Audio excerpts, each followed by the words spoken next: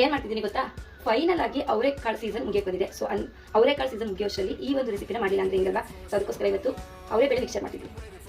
ಅವರೆಬೇಳೆ mixer ಮಾಡೋದಕ್ಕೆ ಮೊದಲಿಗೆ ಕಡಲೆ, ಅವಲಕ್ಕಿ ಮತ್ತೆ ಬೆಳ್ಳುಳ್ಳಿ ಸಿಪ್ಪೆ ಇರೋದಾಗಿದೆ ತುಂಬಾ ಚೆನ್ನಾಗಿರುತ್ತೆ. ಬಟ್ ಸಿಪ್ಪೆ ಇರೋದಿಲ್ಲ, ಹಾಗಾಗಿ ಸಿಪ್ಪೆ ಇರೋದನ್ನೇ ಈ ರೀತಿ ಕ್ರಶ್ ಮಾಡಿಟ್ಕೊಂಡಿದ್ದೀನಿ. ಮತ್ತೆ ಕರಿಬೇವಿನ ಸೊಪ್ಪು ಮತ್ತೆ ಕಡಲೆ ಬೀಜ ಮತ್ತೆ ಮೈನ್ ಇಂಗ್ರೀಡಿಯೆಂಟ್ಸ್ ಒಂದು ಅವರೆಬೇಳೆ. ಸೊ ಈ ರೀತಿ ಡ್ರೈ ಮಾಡಿ ಇಟ್ಕೊಂಡಿದ್ದೀನಿ. ಒಂದು ಪ್ಯಾನ್ ಇಟ್ಕೊಂಡು